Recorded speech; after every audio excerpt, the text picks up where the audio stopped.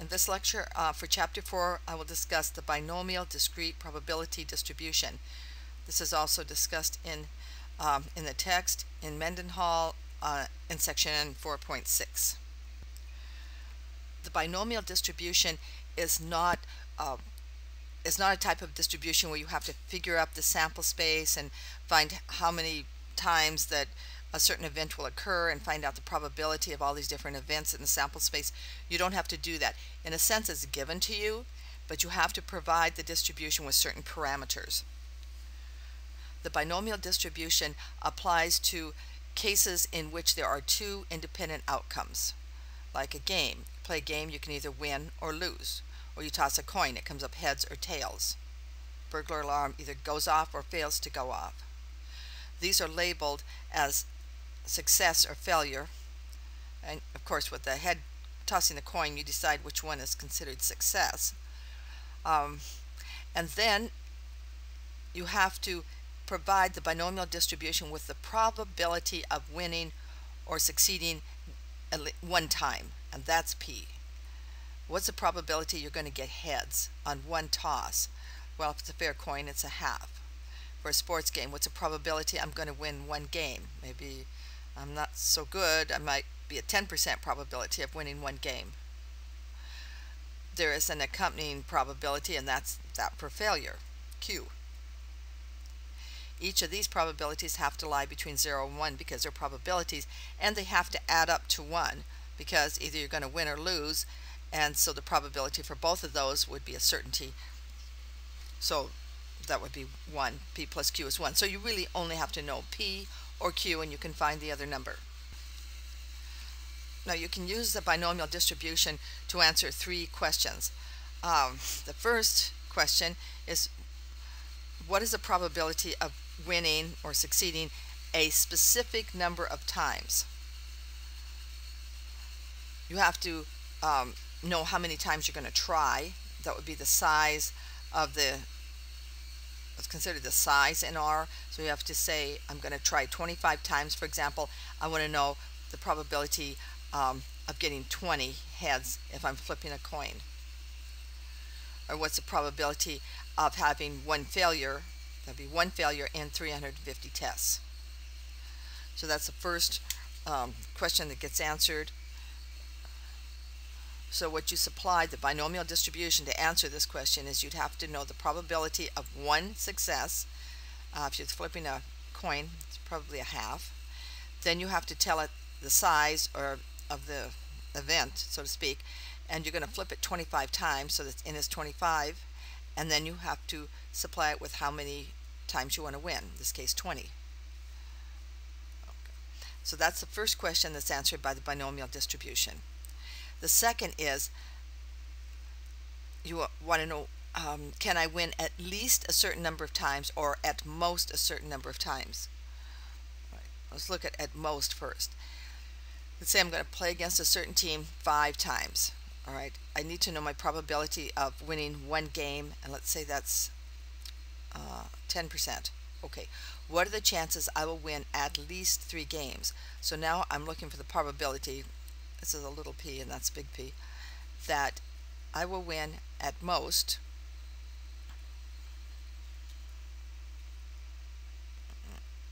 okay, so P would be 0.1, N would be 5. Okay, what's the probability I'm going to win at most, I'm sorry, get this mixed up, at most 3 games if the probability of winning one game is 10%, and I'm going to try 5 times. Right. So what you really need to know here is you have to add up the probability of winning 0 times, 1 time, 2 times, and 3 times. That will give you at most 3. And then for at least 3 times, 3 and on up, probability that y is greater than or equal to 3, given those same parameters, or whatever the parameters are. What I said on the other slide is now just written down on this one. Here's how you set up a binomial probability problem. You specify the number of trials. In R, that's going to be called size, and I'll show you how to use R at the end of this lecture. Alright, so if you're going to toss a coin 25 times, then in, or the size is 25. If you're going to play 5 games, it's 5. Burglar alarm, in might be 350 if you're going to test it 350 times. Then you have to specify the probabilities. Actually, all you need to do is specify P. Okay. And you have to have either that's given to you or you know it, you can deduce it. For example, the coin, if it's a fair coin, it would be a half. If it's not so fair, you might have different information there. Okay, then you specify the number of times you want to win. The formula for finding the probability of a specific number of wins, exactly Y wins, Y successes, using the binomial probability distribution is given here. Right. Some pieces of this you'll probably recognize already. Okay, look at the first part.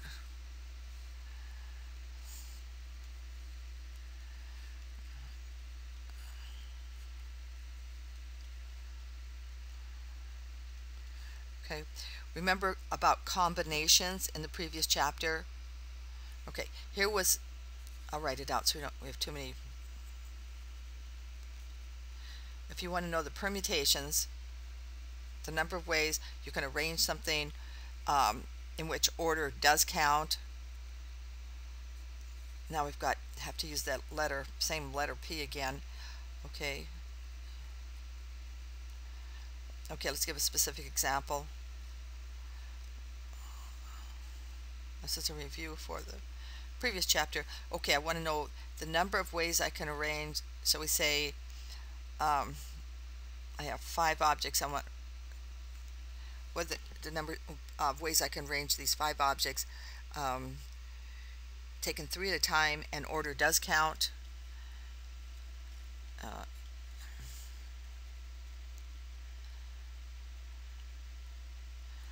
Well, let's try that one more time. And actually, I could redo this, but that's a good demonstration.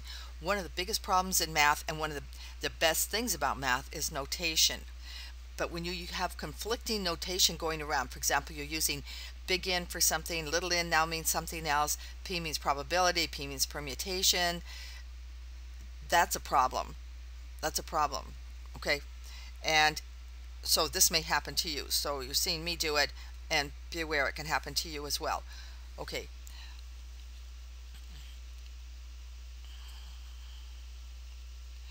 In this case, what we're talking about here is what the total number is little n. The number of times we want to win is y. And the general formula for that would be n factorial over n minus y factorial. That's permutations. In this case, order counts. But if you're talking about winning, it doesn't really matter if you win the first and the last game or the second and the third game. It doesn't matter. So you're talking about a combination. And the combination for n objects taken y at a time is n factorial over y factorial n minus y factorial. You divide, remember, by this additional term y factorial because there are fewer combinations. Since in combinations, a different ordering really makes no difference. So you see the first term here, that's what you have down here.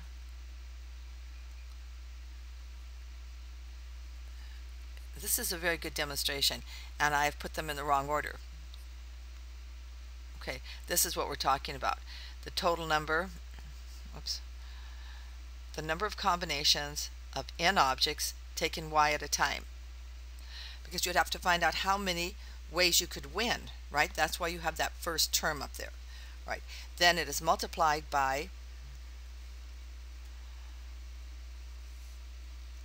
P, the chance, the probability of one success written in decimal, raised to the y, times Q to the n minus y. And remember, Q is just P minus 1. So this is really P to the y, 1 minus P to the n minus y. Okay. And this little p here means the probability of one success.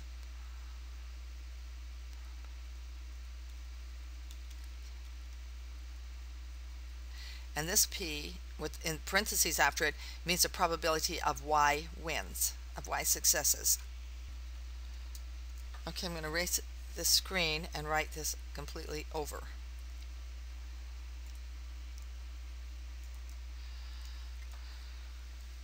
This is for the binomial probability distribution. I want the probability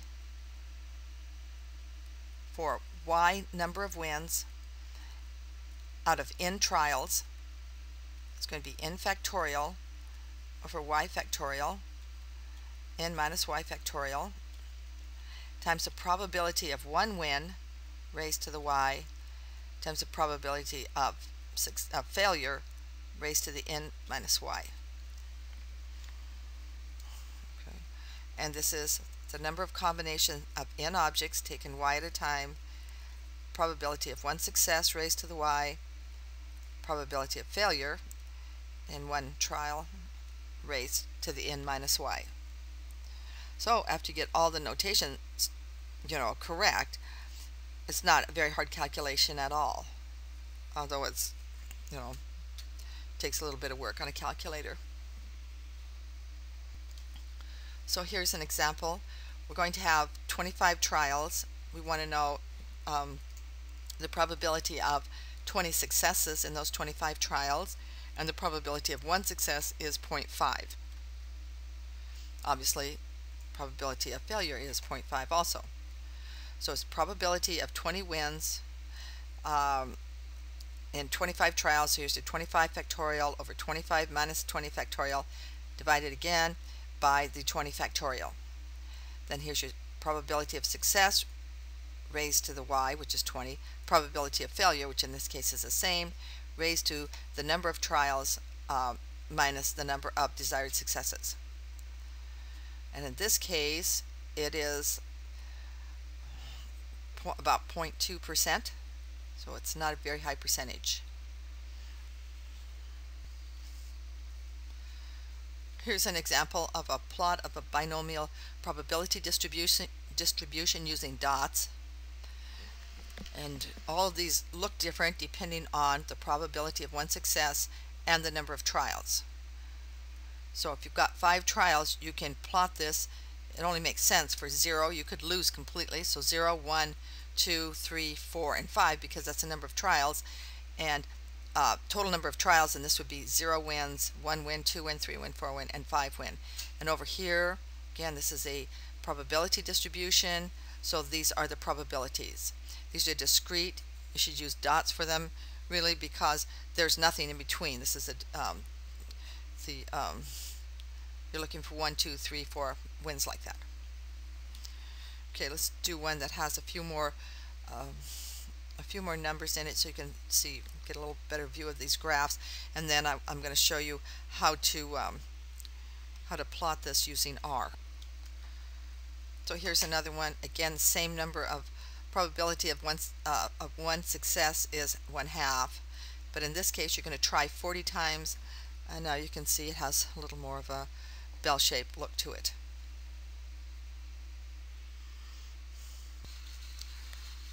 Okay, so here we are in R, and I'm going to show you how to get some graphs of probability distributions, and this was one of the homework questions. So in R, the binomial distribution is stored under the base name BINOM, and we're going to use 2 prefixes to it. One is D, and that's to find the points right along the distribution. That will also give us the probability of a specific number of wins. The other that we'll use later is P, BINOM, and that will be used for cases of finding at least so many wins or at most so many wins. But now to get the plots, we're just going to use D, BINOM, and that's the distribution, or you could call it the density. So if I want a plot, I first set up the x-axis. Now let's say that I'm looking at playing 16 games against some other team, and let's say our probability of winning one game is 55%. Okay, So first I'm going to set up the x-axis. If I'm going to play 16 games, the most wins I can have is 16. So all I need are the whole numbers between 0 and 16. I need 0 because it's possible that I lose every single one of the games. I set that up. You can look this up again in the R tutorial. I'm going to set up the x-axis as a vector, and whoops, where's my x? I'm going to set it up as a vector, and the command I'm going to use is sequence, SEQ. This will do all the work for me. The smallest number I want is 0. The top number, the maximum number, will be 16, and I want every number, so I want to go by ones. So it just sets up the counting. Okay, let's take a look at x and see if that's what we got, and it is. I've put it on kind of a big font here so you can't. There you go. Okay, 16 numbers all lined up. That's fine. Now I want to get the y-axis. I'm going to get that using the command DBINOM, distribution or density BINOM, for the binomial distribution. Now if I don't give it a name and I just type like this, DBINOM, and I give it x because I want it for all the x values. X is a vector. All I have to do is give a vector and it will give me a vector back out. Okay, and I have to tell it the size. The size is 16. I'm going to play 16 games, and the probability of winning one game, be sure you use decimal, is 0.55. And there we go. It printed them out. Can I plot them? No, because it didn't save them. Right. I just wanted to point that out. So in order to save them, I have to give them a name. So let me recycle by hitting the up arrow, and I'm going to go here, and I'll say y equals works, but a sign also works too. Okay, so I'm going to take all those values that you see listed out there, and I'm going to assign them to a variable called y. And here we go. It doesn't print them, but if I want to see them, I type y, and there they are again. Now I'm going to plot them. So I will plot the x against the y, and the default is p, just giving me the points. Okay, so I'll just take the defaults. Maybe I'll give it a name. Okay, so I'll say main equals, and in quotes I'll put binomial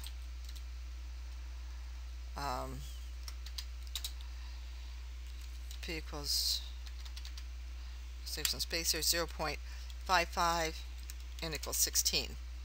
In quote, in parentheses. This should give me a title. Okay, and if I've done everything right, I should get a plot from this. And here it is. Okay, it's going from 0 to 16. It kind of sets it up for me. I could have done a better job by assigning min and max and that, but here I go. This works. Alright, now I've got a bunch of open circles. Now in the homework assignment it says plot the other side of the question. For example, let's plot the chance that I'm going to lose. So I'm going to put this aside for now. I'll hide it down there. And now if I type plot again, it will write over what I did. If I want to add it to it, I use the command lines. Oh, but I've got a problem here. Whoops. There. I have to get the cursor back to this area. Okay, so I'm not going to use plot again, but I need new y values. So I'm using the up arrow to go get my other y values, which were right here, and I will give them a different name. YF for failure, or for the other side of the question. Same binomial distribution, same x's, same size, but now, what's the probability now? Don't change it to q, use p again. It's 0.45. Alright, because if the probability of success is 0.54, the probability of failure is 0.45. I think in there I gave an example of the distribution of PhDs, a Mendenhall question. PhDs who are foreign nationals getting PhDs, earning PhDs in engineering in the US, and it was 70%. So if you're looking to find out in a sample how many of the graduates would be foreign nationals, then you would use P equals 0.70. If you wanted to do the problem by asking how many of the graduates are U.S. citizens, then you would use P equals 0.30. Right, and it's just the complement of it. So it's not really success or failure. It just depends on which question you're asking. Okay, and you might wonder, is that true? And I got my degrees from lower 48, and I can tell you it's true. Americans tend to want to get degrees and get out in the workforce real fast and don't stick around. There are very few PhDs in engineering given, and most of them are given to people who are foreign nationals. Many of them want to stay in this country too and work. So that's how that is. Just different value system or different circumstances. Perhaps they have come on a soapbox here on it. They might have more support, whereas the American, putting yourself through school, how long can you stay in school on school loans?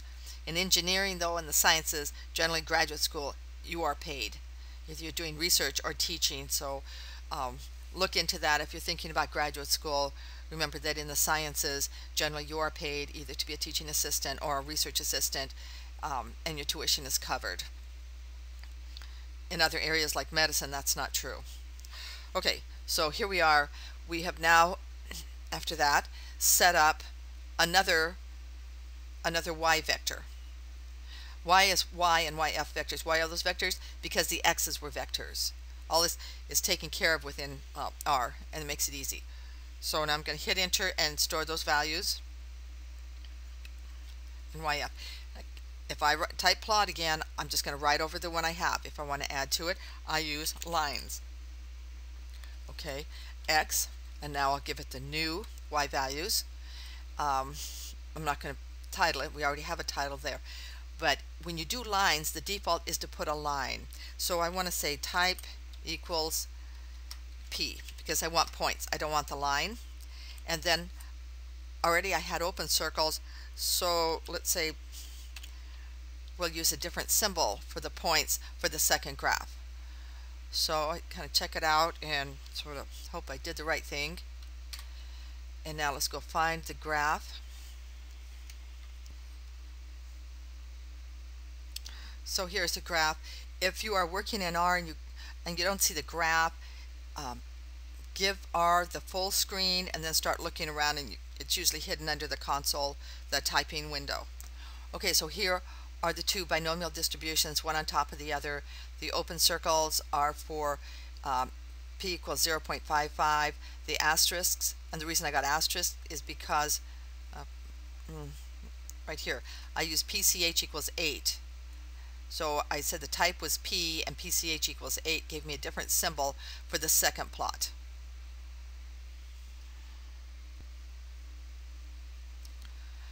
So we're back now to the lecture, and we have to discuss how to find the probabilities for the cases of at least or at most. If you want to find the probability of at most wins out of 7, that means at most is 7, means you'll accept 0, 1, 2, 3, 4, and 5, and 0 should have been on this list. Then you have to find the probabilities of exactly 0, 1, 2, 3, 4, 5 wins and add them all up. The other way to do it is find the probability, say you're out of 7 trials, find the probability of 7 and 6 wins, add them together and subtract from 1. So do whichever is easiest. So at most means up to the number, at least means anything higher and down, and you can use the idea of complement to simplify the calculation. So here we are back in R. And let's try to do that problem. Let's find the probability. We'll use what we have here. Let's say the probability of success is 0.55, and the number of times, number of trials is going to be 16, and I want to know the probability of finding exactly 10 wins. Right. If I don't want to save it, I just use the D command, D-B-I-N-O-M, because all I want is a point on that graph. And I give it one number, which is the 10. I tell it that the size was 16 and P was 0.55. Okay. Alright, so 16.8%. 50% probability of winning 10 out of 16 games if the probability of winning one game is 55%. If I want to do an at most problem or at least problem, then I have to add the parameter lower dot tail. Okay, let's say I want to do at most, say 5 wins in this problem. At most. I'm not going to use D because that just gives me 1 point on the graph. I could use D and find the probabilities for 0, 1, 2, 3, 4, 5, and then I could add them all together. But if you do it this way, it's automatic. P, B-I-N-O-M, so you're using the P instead of the D.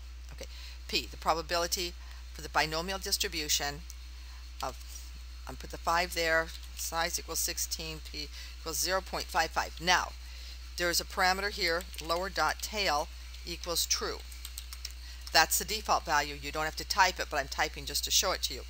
Alright, lower dot tail is true, means it will start with 5, go down to the 0, and add all those probabilities up for you and give you one number. There it is. Okay? Now if you want to do at least, that means you want 5, 6, 7, 8 all the way up to 16. So that's the other side of the tail. And that's, in this case, we'll say lower tail is false. So all I do is change this to false. And now, okay, and now I have, I'm sorry, I think I said that wrong. I have about a 5% chance of winning at most 5 games. At least 5 games, I have about a 95% chance of winning at least 5 games. Those two numbers will add up to 1, which is what they should. So the difference is lower tail and upper tail. These are, this is how to do the problems of at most and at least. If you want to do at most, you can say lower dot tail equals true or leave it off altogether because that's the default. If you want to say at least, then you have to add lower dot tail equals false, and it will give you the others. Obviously, this is a lot easier than looking all those up on a table and adding them together.